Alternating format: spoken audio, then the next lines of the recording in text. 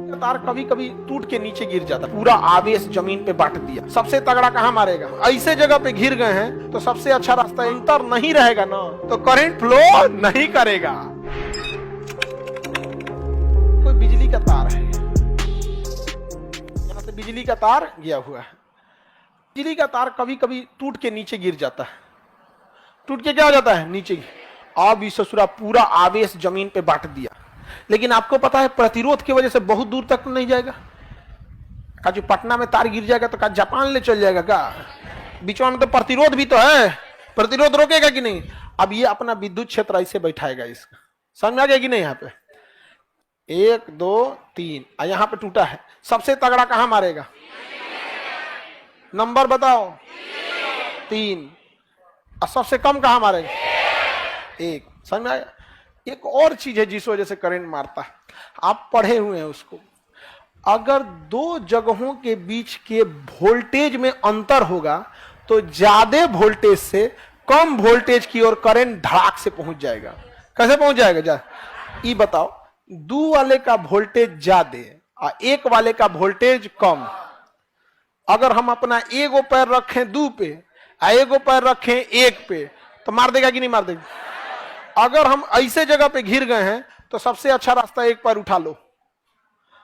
Potential आपको बताए थे कि वोल्टेज में अगर अंतर नहीं रहेगा ना तो करंट फ्लो नहीं करेगा। समझ में आ गया कि नहीं? अब लो भैया, 1 पैर उठा को कितना देर खड़ा रहोगे? कहीं लड़खड़ा कर जा वोल्टेज में क्या हो गया? अंतर।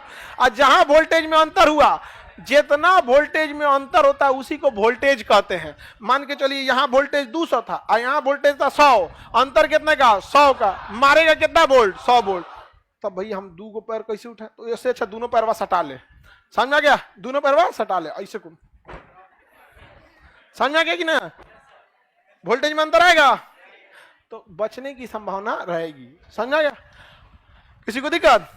और जब भी चले सटा के तो घसीट के चले, ऐसे ऐसे उछल उछल के नहीं तो जैसे यहाँ का वोल्टेज अंतर है और जैसे वहां उछलेंगे मारेगा वहां धाए से। समझे? अच्छा, जैसे बिजली का रेलवे लाइन है, ठीक है? रेलवे लाइन को हम एक हाथ से पकड़ के लटक जाते हैं। रेलवे की बिजली वाले कितने हाथ से? एक हाथ से पकड़ के लटक। तो हम तो फेज हो गए, हम कहीं टच में हैं। कोई नीचे से हाथ दे दे भाई लौटने का रास्ता मिल गया, मार देगा, झंझना देगा। एक रास्ता 2 तरह से करंट मारेगा। एक लौटने का रास्ता दे देंगे तब मारेगा, और दूसरा पोटेंशियल डिफरेंस। अगर एक हाथ यहां पकड़ ले और दूसरा का हाथ यहां पकड़ ले, भले हमको कोई ना पकड़े, हवा में लटके रहे, पोटेंशियल में अंतर आ जाएगा। यहां का पोटेंशियल डिफरेंस कुछ और यहां का पोटेंशियल डिफरेंस कुछ और जहां वोल्टेज में अंतर हुआ करंट मार देगा कि नहीं? पक्का मार देगा। समझा? तो करंट कितने तरह से मारता है? 2। लौटने का रास्ता मिल गया तब, अब वोल्टेज में अंतर हो गया तब, दोनों में मार देगा यहाँ पे। समझा? किसी को दिक्कत? पक्षी तार पे बैठ के क्यों नहीं मार पाते हैं सब?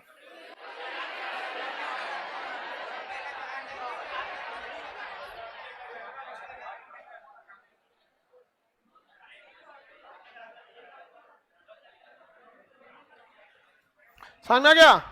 अच्छा, एगो पक्षी ए तार पे बैठ जाए, एगो पक्षी वो तार पे बैठ जाए, एक दूसरे को खाना खिलाए सब, तब दोनों जाएगा सर। समझ में आ गया? डिफरेंस में क्या हो जाएगा? अंतर हो जाएगा। दोनों में पोटेंशियल डिफरेंस में क्या हो जाएगा? अंतर। अब देखते हैं कितने लोग बताते हैं मार पाएगा कि नहीं मार पाएगा। ये एक फेज है, ये दूसरा भी फेज है। लौटने का रास्ता है। एक पक्षी है, एक आदमी है जो इसको ही पकड़ लिया, इसको ही पकड़ लिया, यहां उसको करंट मारेगा कि नहीं? हाँ बताइए, आदमी मरेगा कि नहीं मरेगा? न्यूट्रल तो है ही नहीं है, यहां पे न्यूट्रल है, लौटने का रास्ता नहीं है, फिर भी कैसे मरेगा? हाँ, पोटेंशियल डिफरेंस, पोटेंशियल डिफरेंस मार देगा कि नहीं मार देगा? पोटेंशियल डिफरेंस मार देगा। यहाँ पे वोल्टेज कभी दूर में एक जैसा नहीं रहेगा, और अगर एक जैसा रहा तो कोई दिक्कत नहीं, लेकिन अमूमन कभी भी 2 तारों में वोल्टेज एग्जैक्ट सेम नहीं होता। ठीक है?